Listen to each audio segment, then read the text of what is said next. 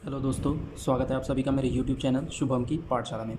दोस्तों, आज की इस वीडियो में हम गुप्ता एंड गुप्ता बुक के 141 क्वेश्चन से लेकर के आगे के क्वेश्चन को सॉल्व करके देखेंगे। ठीक है, तो चलिए वीडियो को शुरू करते हैं। देखिए क्या बोल रहा है हमारा क्वेश्चन में कि इस तरीके का एक बीम दिया हुआ है। ठीक है, ये फिगर हम लोगों को दिया हुआ है। इसमें क्या बोल रहा है, for continuous beam shown in figure the influence line diagram for support reaction D is best represented S. ठीक है, बोल रहा है कि अगर मुझे ये जो सपोर्ट डी है इसके लिए अगर ILD डायग्राम बनाना होगा तो इनमें से कौन सा डायग्राम जो है वो सही होगा। ठीक है, तो देखिए क्या बोल रहा है, ये डायग्राम दिया हुआ है। ठीक है, यहाँ से यहाँ तक हमें क्या दिया हुआ है, ये एक हिंज सपोर्ट है, ये एक रोलर है और यहाँ क्या लगा है, इंटरनल हिंज लगा है। ठीक है, और ये सपोर्ट डी पर पे भी हमें रोलर सपोर्ट दिया हुआ है। ठीक है, अब हमें पता है, देखिए मैंने बताया था आपको कि जहाँ इंटरनल हिंज लगा होता है वहाँ कुछ इस तरीके का होता है। ठीक है, मतलब ये जो बीम है हमारा वो इस डायरेक्शन में नहीं जा सकता।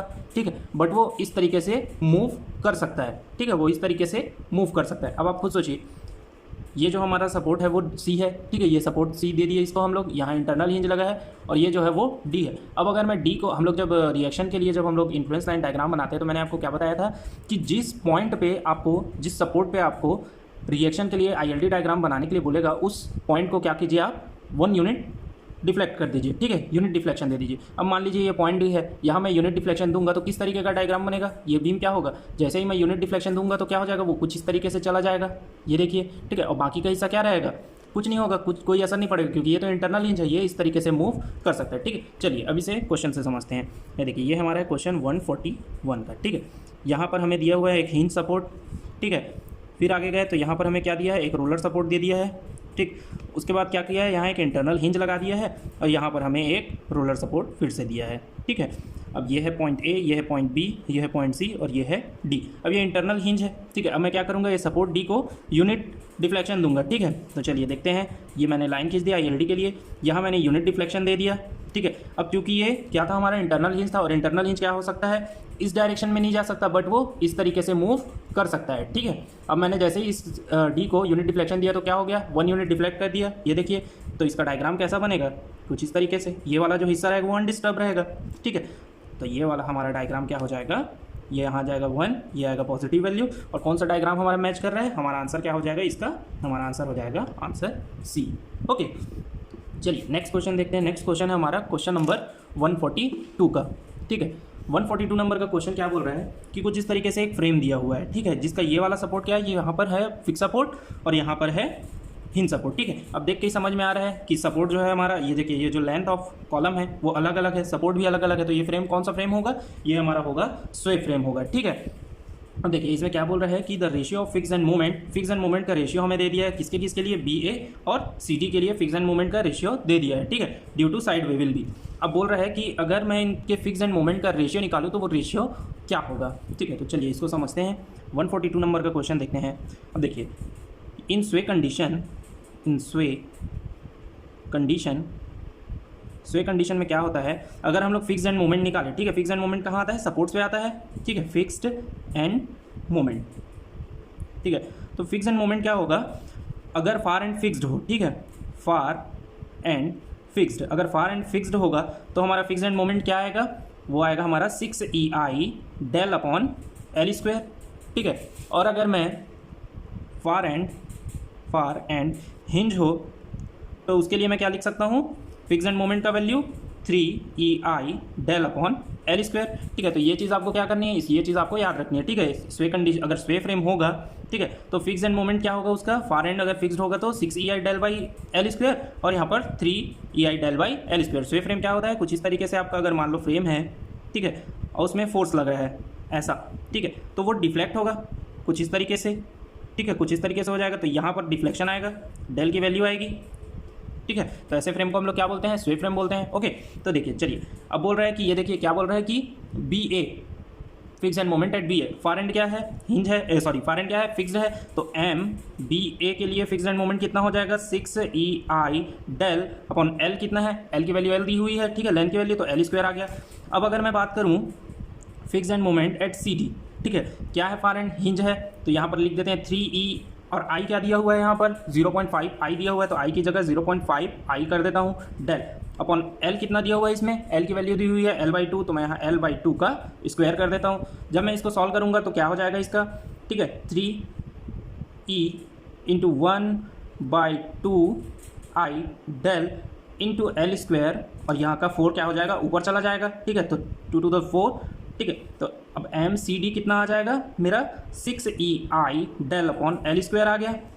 ओके, तो मेरा एम सी डी का वैल्यू भी मुझे पता चल गया, एम बी ए का भी वैल्यू पता चल गया। ओके, अब हमें क्या बोल रहा है कि रेशियो बताइए M B A by M C D का, ठीक है। तो जब मैं M B A divided by M C D करूँगा, ठीक है, तो क्या आ जाएगा मेरा 6EI del upon L square divided by 6EI del upon L square. दोनों को कट कर दूंगा, तो जब मैं कट किया तो फिर वैल्यू कितनी आ गई मेरी 1, ठीक है। तो हमारा इसका रेशियो क्या हो जाएगा, रेशियो की वैल्यू क्या हो जाएगी, M B A by M C D की रेशियो की वैल्यू क्या हो जाएगी 1। तो हमारा आंसर कौन सा सही हो जाएगा, हमारा 142 का आंसर हो जाएगा ऑप्शन नंबर ए, ठीक है। नेक्स्ट क्वेश्चन देखते हैं। नेक्स्ट क्वेश्चन क्या बोल रहा है, कुछ इस तरीके से हमें क्वेश्चन दिया हुआ है, ठीक है। फिगर दे दिया है पोर्टल फ्रेम का, ओके, और बोल रहा है देखिए यहाँ पर 2L है, यहाँ पर 2L है, यहाँ L है। बोल रहा है कि bending moment diagram for this frame will be. अब देखिए हमें पता है कि जब ऐसा कुछ फ्रेम का स्ट्रक्चर होता है, इसके लिए हमें बेंडिंग मोमेंट डायग्राम बनाना होता है, तो हम कौन सा मेथड से बनाते हैं, हम लोग उसे बनाते हैं मोमेंट डिस्ट्रीब्यूशन मेथड से, ठीक है, या फिर हम लोग उसे क्या बनाते हैं, स्लोप डिफ्लेक्शन मेथड से, ठीक है। दोनों में से ही आप चाहे मोमेंट डिस्ट्रीब्यूशन मेथड से बनाइए या स्लोप डिफ्लेक्शन मेथड से आप बना सकते हैं, ठीक है। तो इसमें देखिए हमें क्या मिलता है, एक फ्री एंड एक हमें मिलता है एंड मोमेंट मिलता है हमें। जब हम लोग सॉल्व करते थे तो हमें क्या मिलता था, एक एंड मोमेंट मिलता था हर एक जगह के लिए, ठीक है। जैसे अगर इसको ए मान लो, इसको बी मान लो, इसको सी मान लो, इसको डी मान लो, ठीक है। तो हमें इसके लिए एंड मोमेंट मिलता, यहाँ वाले के लिए एंड मोमेंट मिलता, यहाँ के लिए एंड मोमेंट मिलता, ठीक है। A B, B A, B C, C D, ठीक है, सी बी और सी डी और डी सी, इसके लिए हमें एंड मोमेंट मिलता, और हमें एक फ्री मोमेंट मिलता था, ठीक है, फ्री मोमेंट भी मिलता था, ठीक है, फ्री मोमेंट जिसे हम क्या बोलते थे, मैक्सिमम बेंडिंग मोमेंट भी बोल सकते थे, ठीक है, मैक्सिमम बेंडिंग मोमेंट, ठीक है। ओके, तो देखिए अब अगर हम लोग इस क्वेश्चन को मेथड से अगर हम लोग सॉल्व करने के लिए जाएंगे, ठीक है, तो हमें बहुत ज़्यादा टाइम लग जाएगा, ठीक है, बहुत बड़ा इसका सॉल्यूशन बनेगा। अगर आप फिक्स एंड मोमेंट से अगर आप इसे मोमेंट डिस्ट्रीब्यूशन मेथड से सॉल्व करते हैं तो भी, या फिर अगर आप इसे स्लोप डिफ्लेक्शन मेथड से सॉल्व करते हैं तब भी आपको बहुत टाइम लग जाएगा, ठीक है। तो हमें नॉलेज होना चाहिए कि हमें क्या करना पड़ेगा, हमें देखना पड़ेगा डायग्राम में कि कहाँ पर फ्री एंड मोमेंट और हमारा एंड मोमेंट दोनों के वैल्यू को सही तरीके से पुट किया है, ठीक है। अब देखिए यहाँ पर लगा हुआ है क्या, यूडीएल लगा है। अब आपको पता है कि अगर इसके लिए मैं फ्री मोमेंट डायग्राम बनाऊँ, फ्री मोमेंट डायग्राम, ठीक है, तो फ्री मोमेंट डायग्राम क्या होगा, ये मान लीजिए इस तरीके से फ्रेम है, ठीक है। यहाँ यूडीएल लगा हुआ था तो हमें पता है यूडीएल के लिए कैसा बनता है, मैक्सिमम बेंडिंग मोमेंट डायग्राम। अगर यूडीएल लगा हो, ठीक है, तो उसके लिए क्या बनता है, पैराबोलिक बनता है डायग्राम, ठीक है। अब देखिए ये क्या है, ये हिंज सपोर्ट दिया हुआ है, ठीक है। अब हमें मालूम है कि हिंज सपोर्ट में मोमेंट की वैल्यू क्या होती है, 0। अगर जहाँ देखिए फिक्स एंड में जहाँ मोमेंट होता है वही मोमेंट आता है, ठीक है। ये देखिए अगर यहाँ पर फिक्स सपोर्ट होता है, हम लोगों ने पढ़ा है कि जहाँ फिक्स सपोर्ट होता है वहाँ पर क्या आता है, एक इस तरीके से फोर्स आता है, इस तरीके से फोर्स आता है, एक मोमेंट आता है। और जहाँ हिंज होता है वहाँ क्या आता है, एक वर्टिकल फोर्स, एक हॉरिजॉन्टल फोर्स। मोमेंट तो आता है नहीं, मतलब हमें क्या पता है कि ये जो हमारा जो सपोर्ट होगा वहाँ पर मोमेंट की वैल्यू क्या होगी, 0 होगी, ठीक है। तो चलिए देखते हैं हमारा पहला डायग्राम में क्या दिया हुआ है, ये देखिए फ्री मोमेंट डायग्राम नहीं बना है ना, फ्री मोमेंट डायग्राम नहीं बना है, मतलब ये वाला हमारा ऑप्शन क्या हो जाएगा, गलत हो जाएगा। हमें पता है फ्री मोमेंट डायग्राम कैसा बनता है, पैराबोलिक बनता है, ओके। अब देखिए सेकंड डायग्राम में क्या किया है, फ्री मोमेंट डायग्राम तो बनाया है लेकिन इसके लिए एंड डायग्राम नहीं बनाया है, ठीक है। ये देखिए एंड मोमेंट डायग्राम नहीं बनाया है, तो ये वाला हमारा ऑप्शन भी गलत हो गया, ठीक है।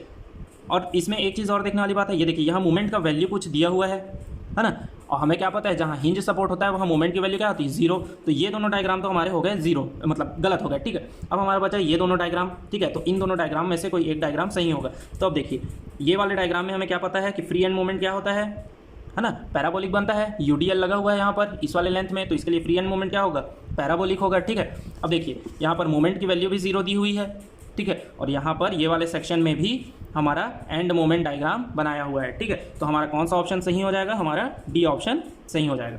तो दोस्तों क्या है, अगर आप इसे सॉल्व करके बनाओगे तो आपका बहुत सारा टाइम वेस्ट हो जाएगा, ठीक है। तो आपको ये पर्टिकुलर अगर आप कंपटीशन एग्जाम की तैयारी करें तो आपको ये नॉलेज होना चाहिए, ठीक है, कि डायग्राम किस तरीके से बनता है, ठीक है। तो आप डायग्राम बनाने का मैंने तरीका बता दिया है कि क्या पहले आपको देखना है फ्री मोमेंट डायग्राम देखना है, फ्री मोमेंट डायग्राम यूडीएल के लिए क्या बनता है, पैराबोला बनता है, ठीक है। अब उसके बाद हम लोग क्या देखेंगे कि एंड मोमेंट डायग्राम क्या होता है, ठीक है। तो एंड मोमेंट डायग्राम का मैंने तरीका बताया कि आप सपोर्ट देखिए, ठीक है। सपोर्ट पे क्या है, हिंज लगा है, हिंज लगा है मतलब मोमेंट की वैल्यू 0 होगी। तो आपको डायग्राम में क्या खोजना है कि कौन से डायग्राम में मोमेंट की वैल्यू 0 दी हुई है, ठीक है। उसके बाद आपको क्या देखना है कि एंड मोमेंट के लिए बेंडिंग मोमेंट डायग्राम बनाया है या नहीं बनाया है, ठीक है। तो ये सारी चीज़ें जब आप देखेंगे तो आप क्वेश्चन को सॉल्व कर सकते हैं, ठीक है। अब इस सारी चीज़ों के लिए आपको मेथड का आना बहुत ज़रूरी है, ठीक है। तो अगर आपको अगर आपको मोमेंट डिस्ट्रीब्यूशन मेथड या स्लोप डिफ्लेक्शन मेथड नहीं आता है तो आप मेरे पुराने वीडियो में जाकर के देख सकते हैं, मैंने इसका लेक्चर वीडियो भी डाला हुआ है, ठीक है। अगर आपको क्वेश्चन सॉल्व करने हैं सारे तो आपको सारे मेथड का नॉलेज होना ज़रूरी है।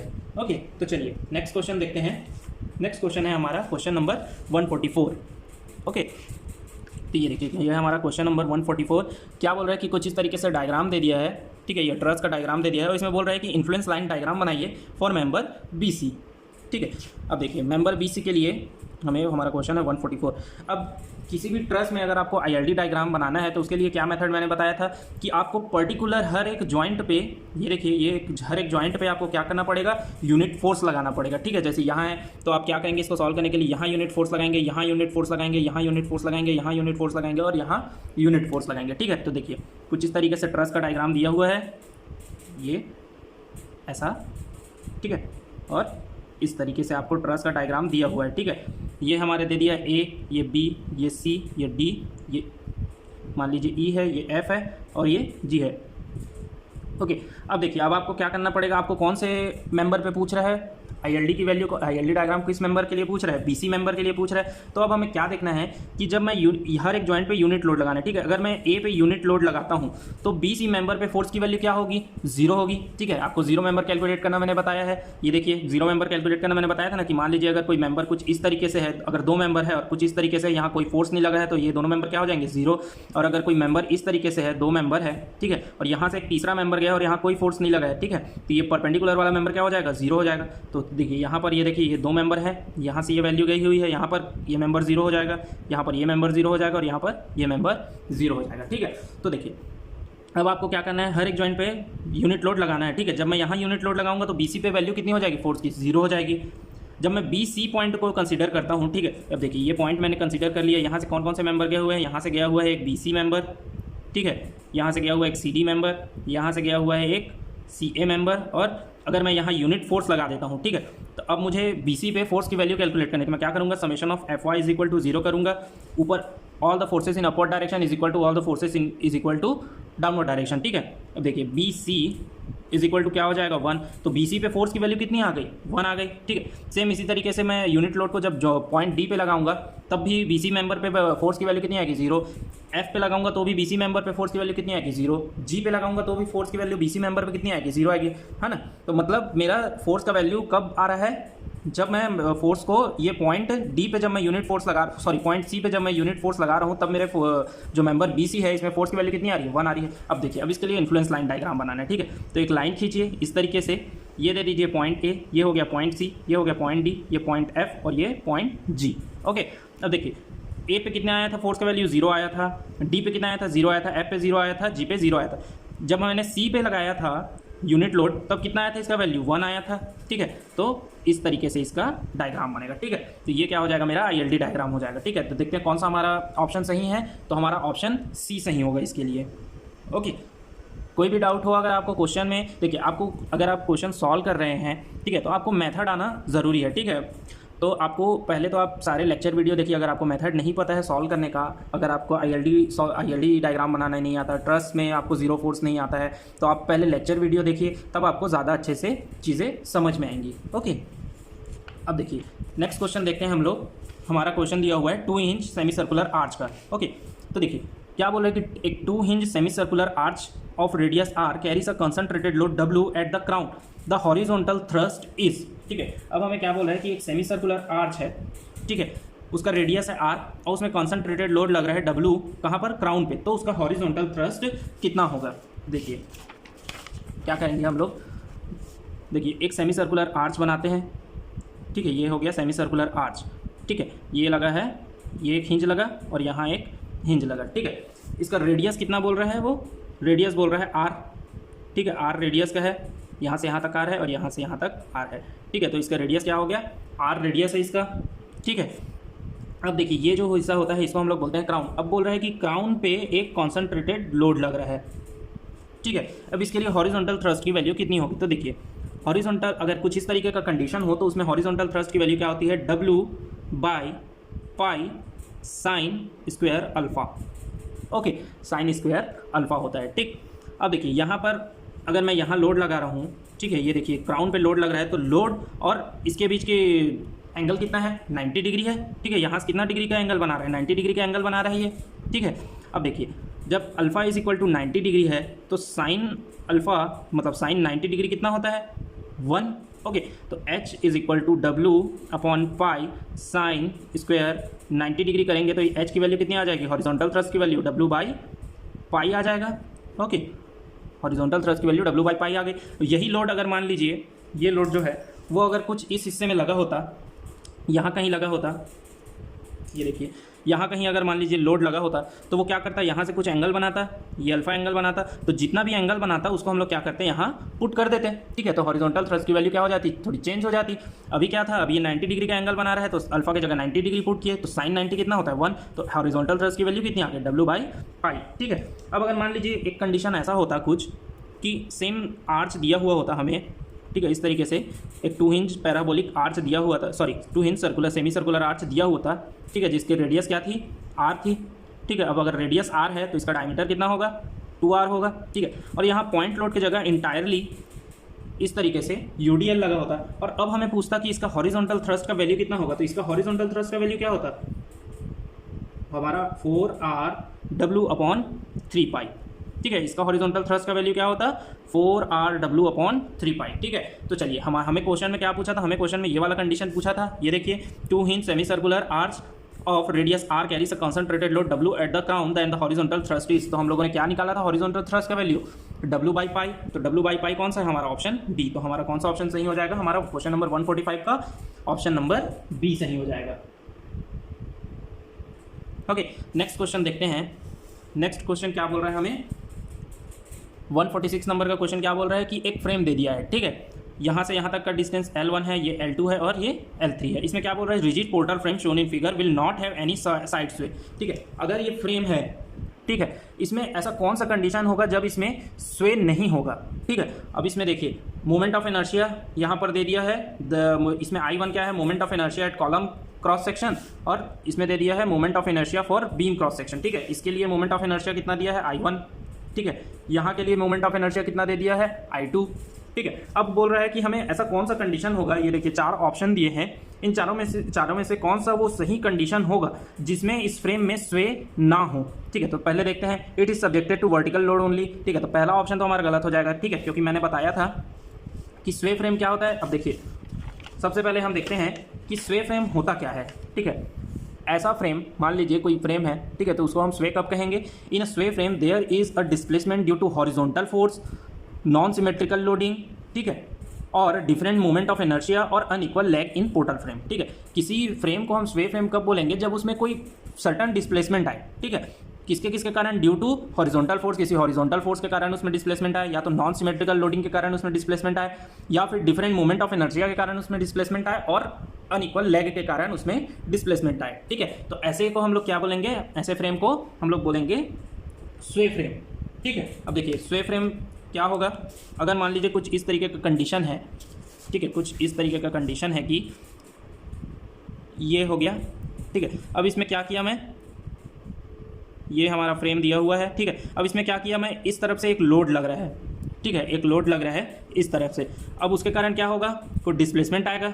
ठीक है, ये कुछ डिस्प्लेसमेंट आएगा, ये डेल, तो ऐसे फ्रेम को मैं क्या बोलूँगा, स्वे फ्रेम बोलूँगा। ठीक है, या फिर क्या होगा, इसका जो लैग है वो अनइक्वल होगा, इसका लैग क्या हो जाएगा, अनइक्वल होगा, तो इसे मैं स्वे फ्रेम बोलूँगा। या फिर क्या होगा कि ये जो लोड है, ठीक, अब देखिए स्वे फ्रेम का कोई मैटर नहीं करता कि वो हॉरिजॉन्टल लोड है या वर्टिकल। अगर हॉरिजॉन्टल लोड होगा तो भी उसमें स्वे हो सकता है, हॉरिजॉन्टल लोड के कारण भी, और वर्टिकल लोड के कारण भी स्वे हो सकता है। ठीक है, अब मान लीजिए एक वर्टिकल लोड लग रहा है, वो कुछ यहाँ पर लग रहा है। ठीक है, सिमेट्रिक सेंटर पे नहीं लग रहा है, तो ऐसे फ्रेम को भी मैं क्या बोलूँगा, इसके कारण, इस लोड के कारण भी क्या हो सकता है, इस फ्रेम में स्वे हो सकता है। ठीक है, या फिर कोई एक फ्रेम है जहाँ पर यहाँ क्या किया है, फिक्स सपोर्ट दे दिया है, यहाँ हिंज सपोर्ट दे दिया है, तो सपोर्ट क्या हो गया, अनइक्वल हो गया, तो ऐसा भी फ्रेम क्या होगा, हमारा स्वे फ्रेम कहलाएगा। ठीक है, अब अगर देखते हैं नॉन स्वे कंडीशन क्या होता है। ठीक है, कंडीशन ऑफ नॉन स्वे फ्रेम, कैसे फ्रेम को हम लोग नॉन स्वे फ्रेम बोलेंगे, अगर किसी फ्रेम में लोडिंग जो है वो सिमेट्रिकल होगा। ठीक है, लोडिंग सिमेट्रिकल होने से आप क्या समझते हैं, ये देखिए सिमेट्रिक लोड मतलब कुछ इस तरीके से आपका स्वे फ्रेम दिया आपका फ्रेम दिया हुआ है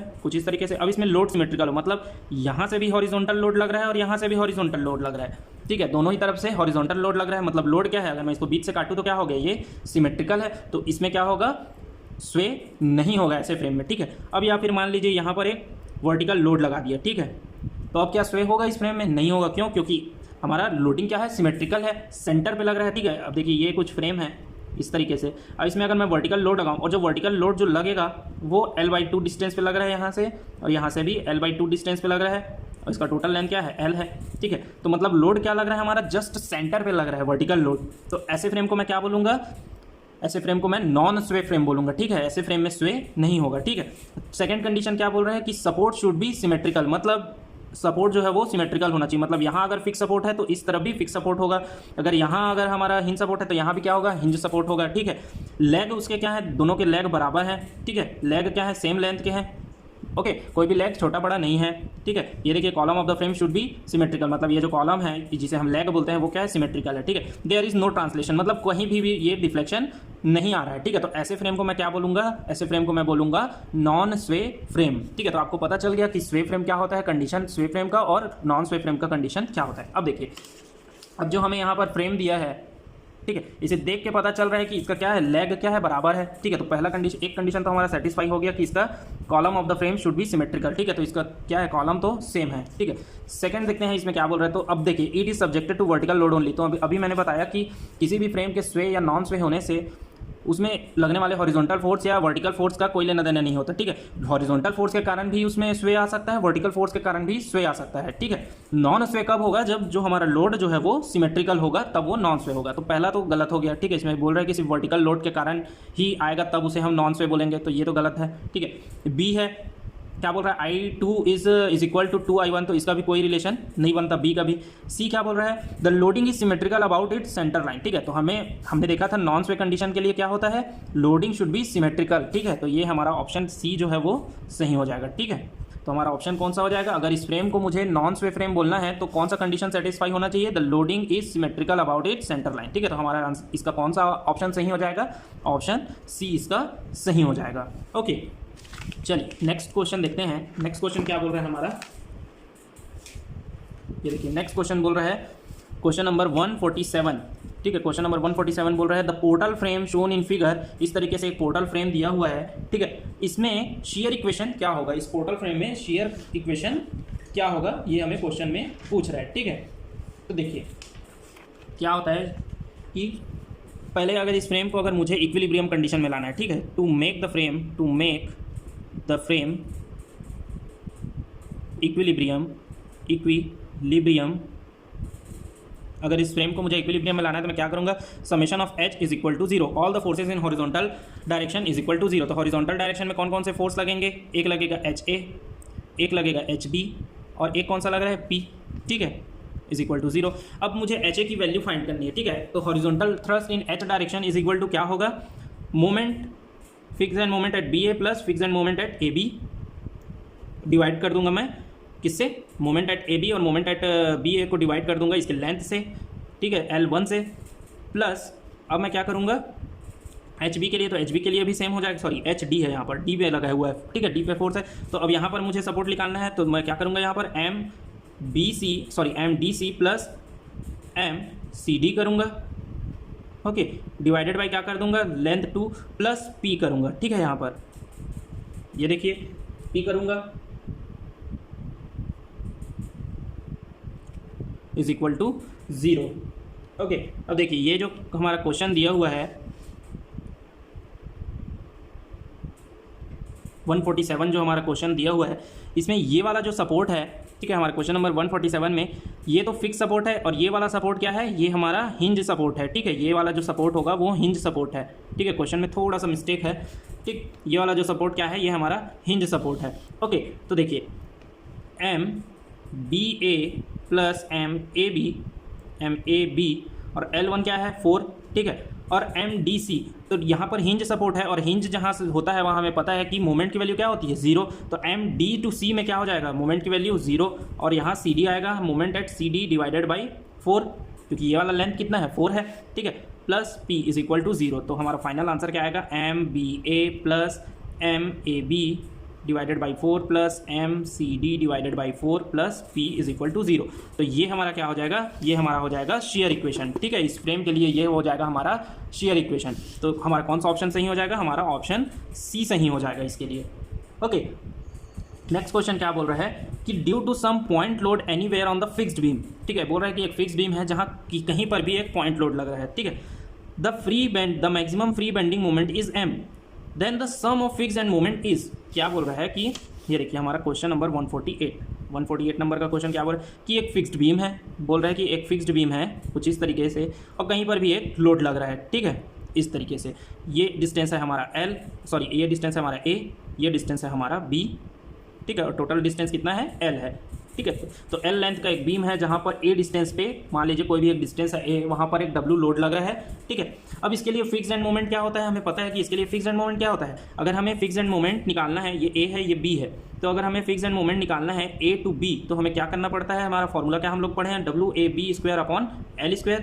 और अगर fixed end moment at BA निकालना होता है तो हम कौन सा फॉर्मूला यूज़ करते हैं, WBA² अपॉन L², ठीक है। तो ये होता है हमारा फिक्स्ड एंड मोमेंट का फॉर्मूला।